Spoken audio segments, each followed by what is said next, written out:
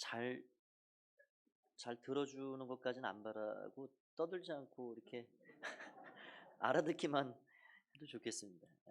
우리 졸업하는 유치부 6명, 아동부 6명, 중등부 5, 고등부 5, 대학부 4명, 26명 너무너무 축하드립니다.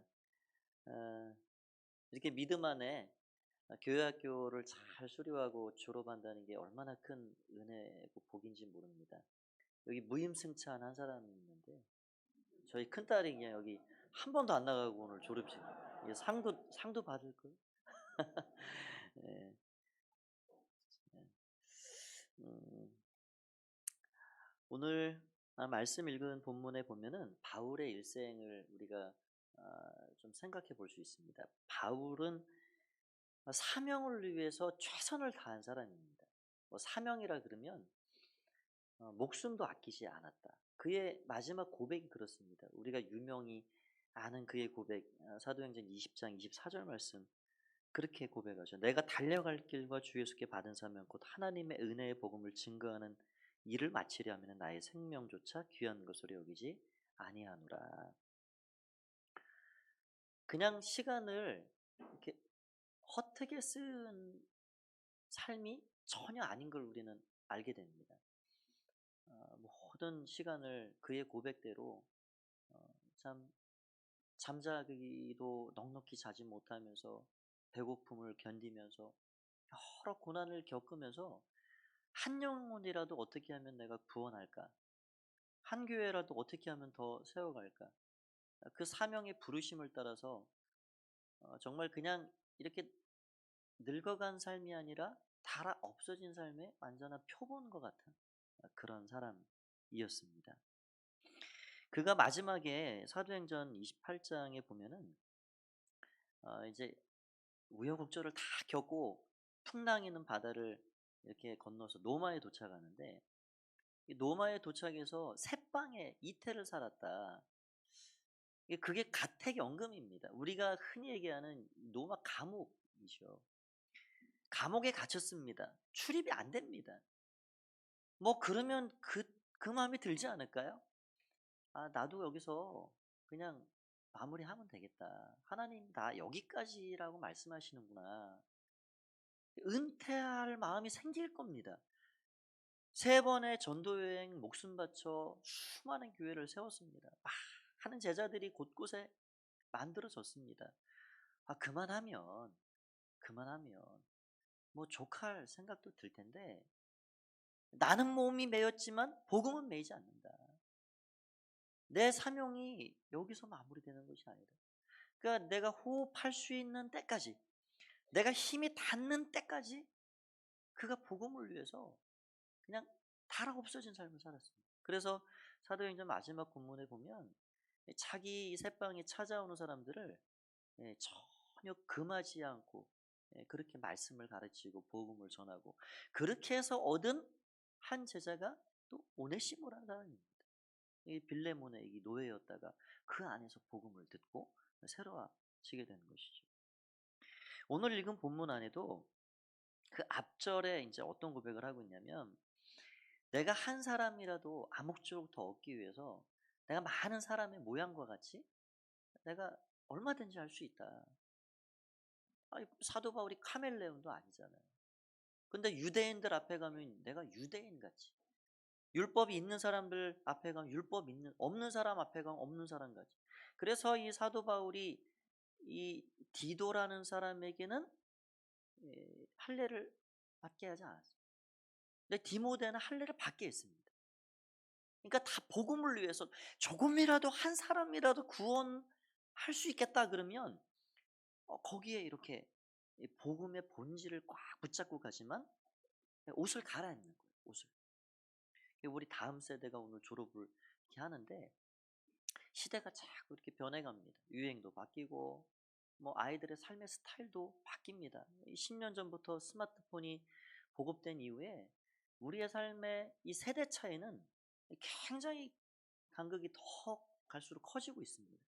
근데 우리가 이 아이들을 정말 믿음의 자녀들로 이 교회의 대를 이어가고 이제 장차 5년 후, 10년 후 그렇게 교회 허리 역할을 해야 될 그런 너무나 중요한 세대들인데, 이 아이들이 살아가는 삶의 문화와 생각하는 어떤 방식과 이런 것들을 할 수 있는 우리의 힘껏 이해하고 눈높이를 맞춰 가줘야 합니다.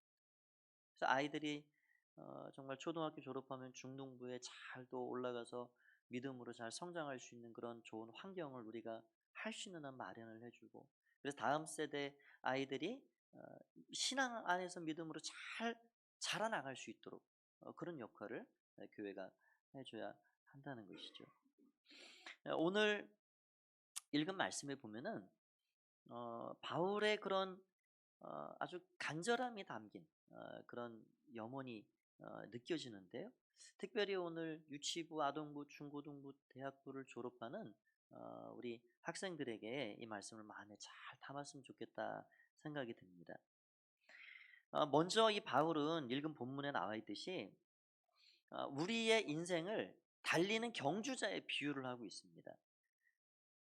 이게 단거리가 될 수 있고 마라톤이 될 수 있고 달리는 것과 같다. 달리는 것. 우리 인생이 그렇다. 그런데 여기 24절에 보니까 운동장에서 다름질을 다 하지만 오직 상을 받는 사람은 단 한 사람이다. 그렇게 되어 있습니다. 그래서 너희도 상을 받도록 다름질을 최선을 다해라. 우리는 가끔 이 본문을 읽으면서 오해를 합니다. 여러 사람이 달리는데 출발선에 딱 지금 달려가고 있는데 내가 저 사람을 이겨야지, 저 사람을 내 밑으로 둬야지 내가 올라갈 수 있지. 경쟁 구도 안에서 이 본문을 이해하기가 쉽습니다. 그것이 오해예요. 우리가 어떤 이 경쟁을 통해서 내가 저 사람을 이기고 그래서 수단 방법 가리지 않고 내가 1등으로 탁 치고 나가야 내가 1등에서 상을 받지. 그래서 가끔 보면은 전도도 뭐 경쟁적으로 하는 경우들도 있고요. 신앙도 늘 옆 사람과 비교해 가지고 저 권사님이 1시간 기도하는데 1시간 10분 해야지. 막 이런 어떤 그 비교와 경쟁 사이에서 더 이렇게 열심히 물론 그런 것도 어떤 선한 동기 유발이 됩니다. 그러나 참그 동기 자체가 이렇게 좋은 것은 아니죠. 오늘 본문에서 사도 바울이 말하는 건 뭐냐면 내가 상 받기 위해서 내 몸을 쳐서 복종한다. 내가 나를 절제시킨다. 그 상을 받기 위해서는 내가 내 몸을 치지 않고는, 내가 내 몸을 절제시키지 않고는 상을 받을 수 없다. 그러니까 이거는 뭐냐면 나 한 사람의 내면에 있는 여러 가지 것들이 같이 땡하고 출발을 합니다.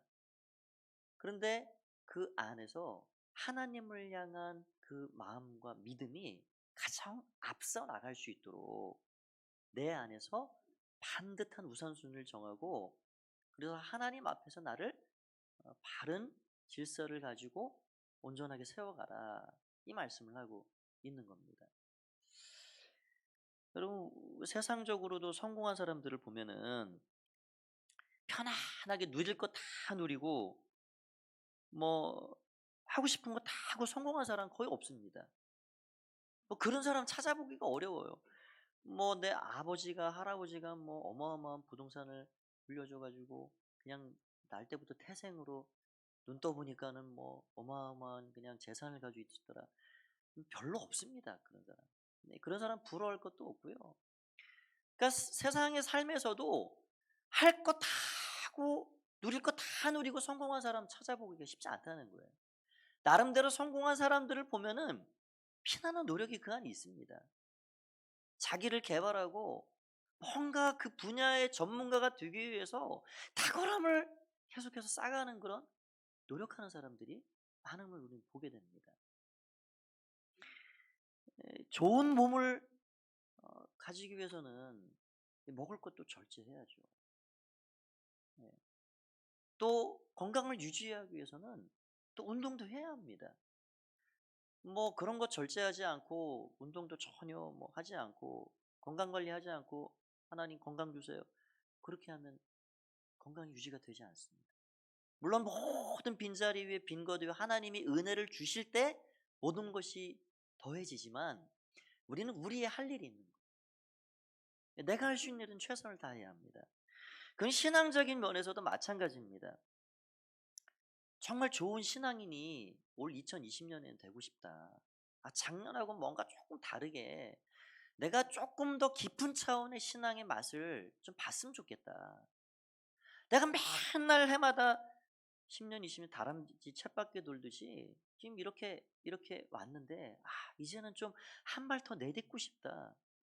그럼 우리가 우리의 할 일을 해야 합니다.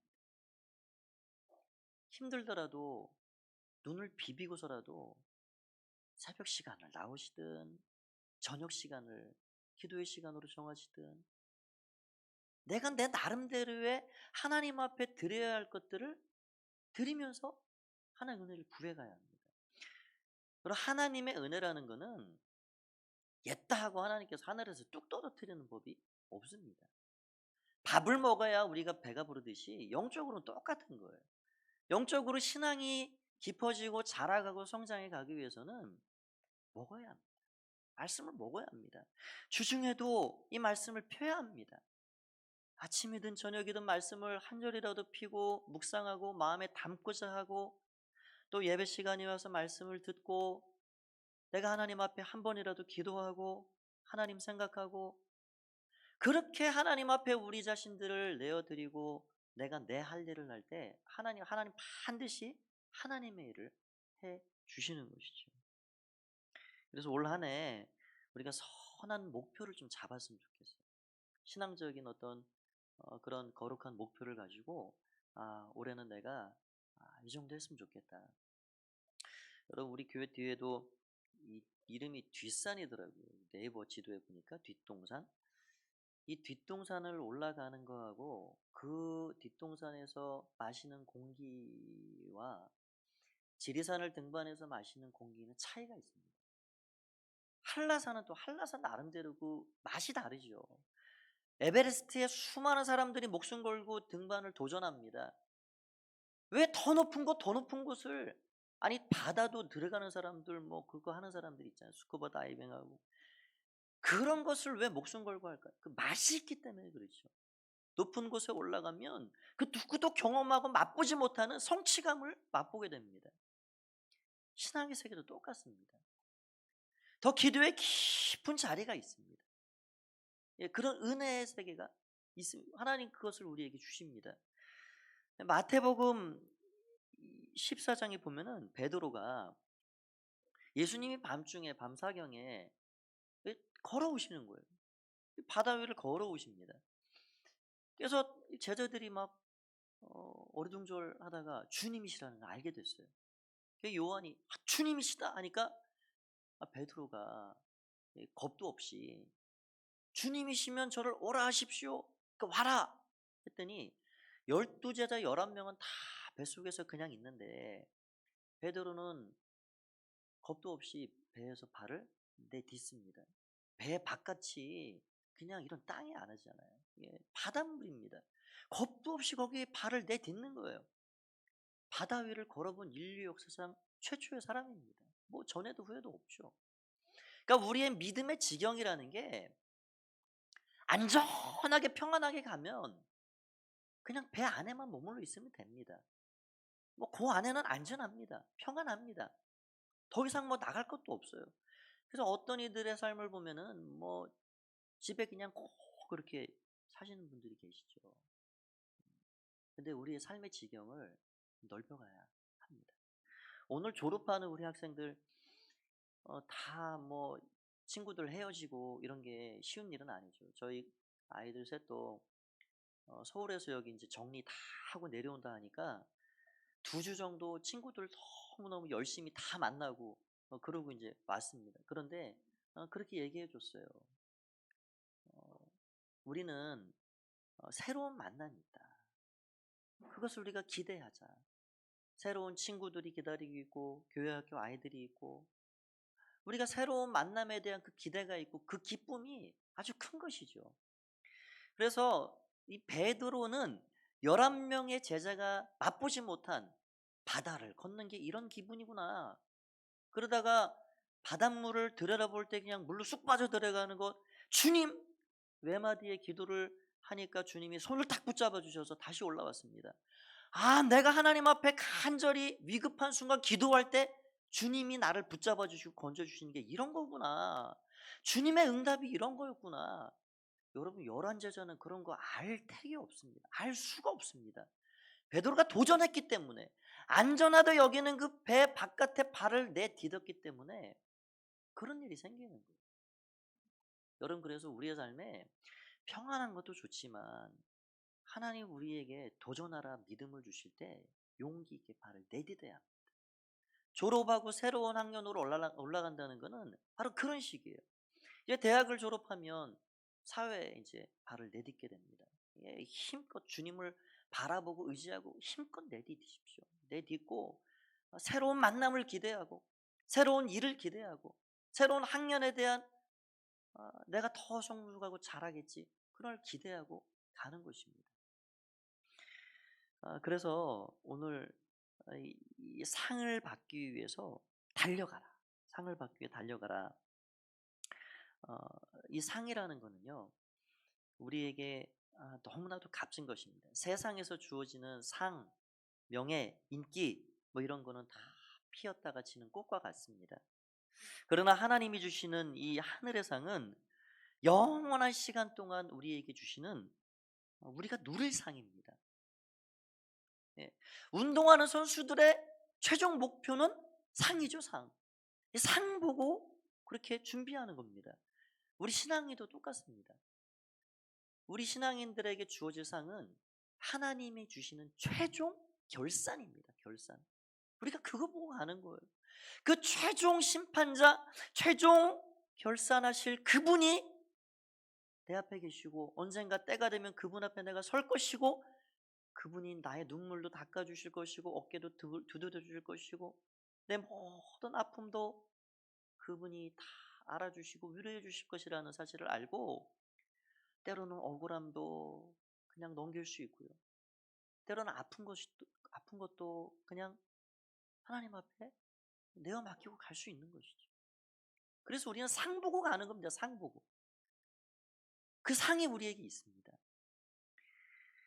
그래서 우리는 하나님 앞에 늘 이런 이 부르심의 경주를 최선을 다해 나가야 하겠습니다. 아주 짤막하게 제가 오늘 졸업하는 친구들을 위해서 세 가지 정도 말씀을 드리겠습니다. 먼저는 준비하는 삶을 살아야 한다라는 겁니다. 준비하는 삶.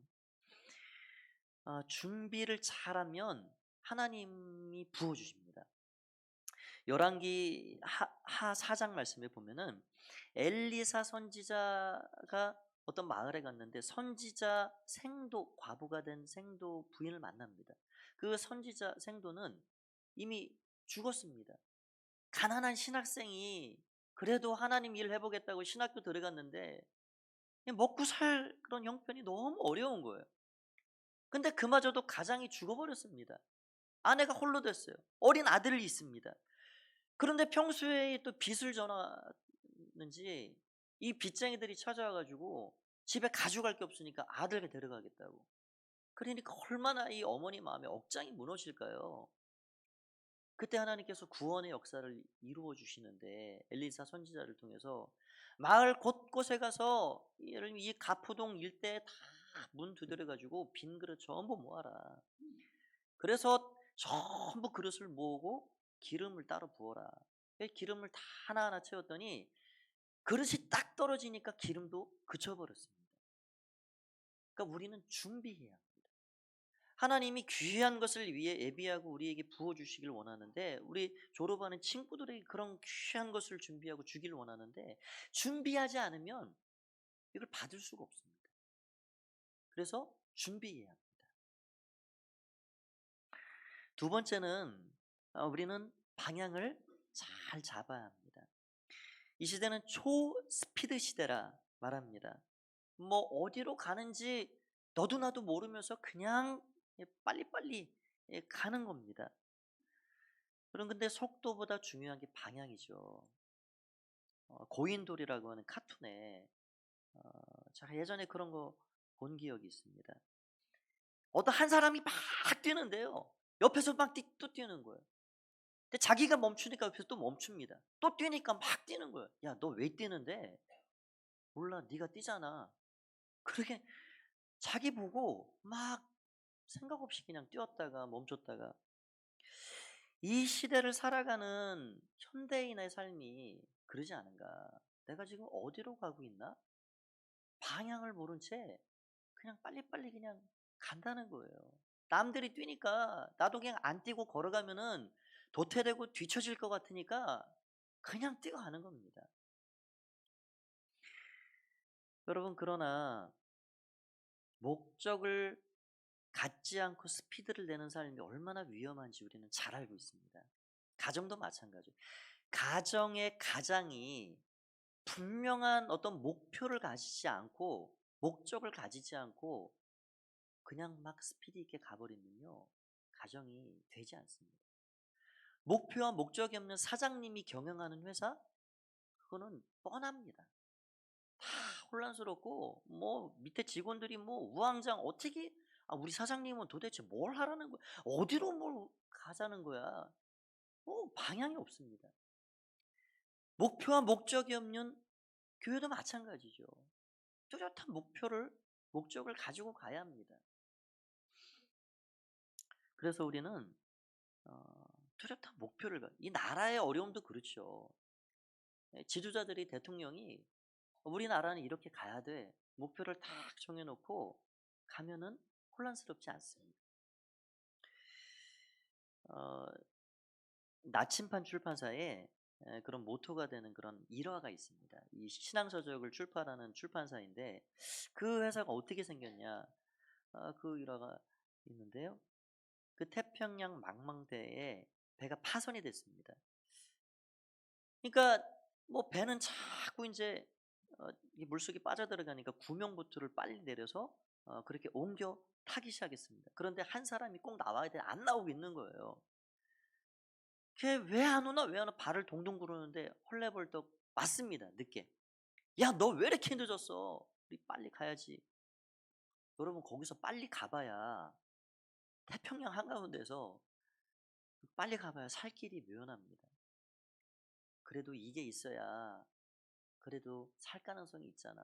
손을 딱 펼쳐보는데 그 나침반을 가져온 거예요. 나침반 가져오냐고 늦었다.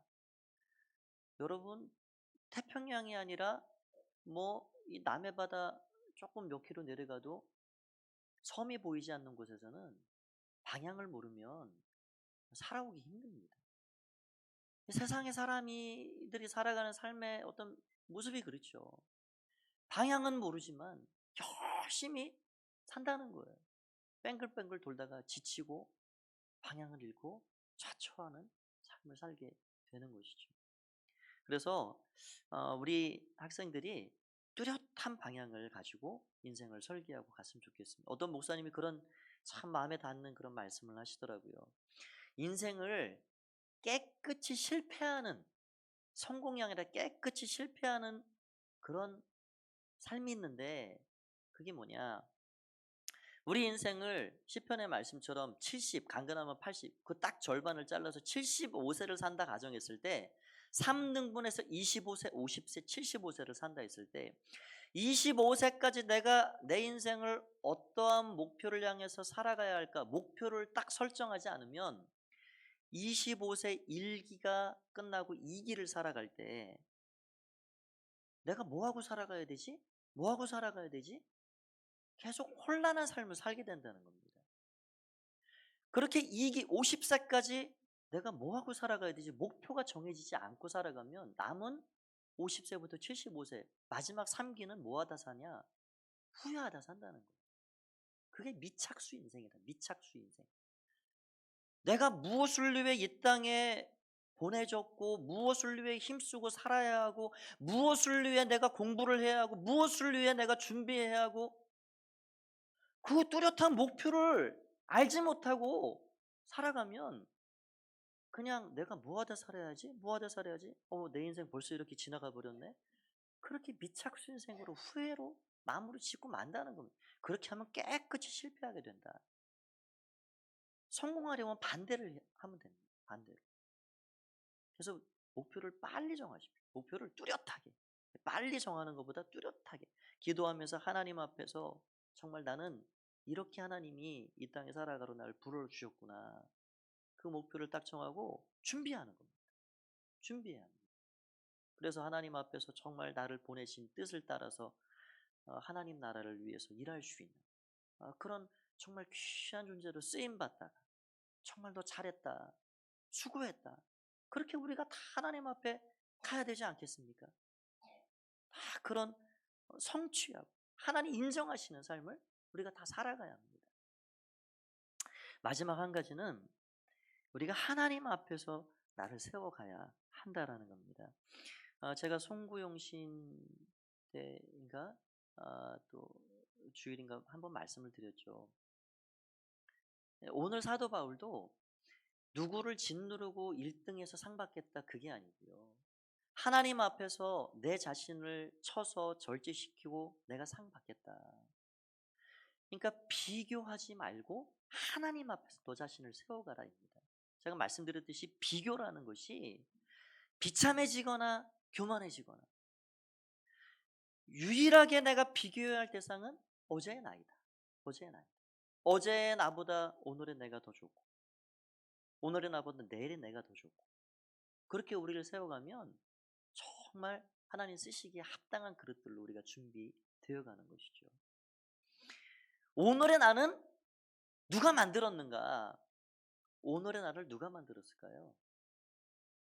어제 내가 만든 겁니다. 내일의 나는 누가 만들까요? 오늘의 내가 만드는 겁니다. 오늘의 나는 어제 내가 만들어서 지금 이 모습이 된 거죠. 누구 탓하거나 하나님 나 오늘 이렇게 왜 이렇게 만들어줘? 하나님 그렇게 만드신 게 아니죠.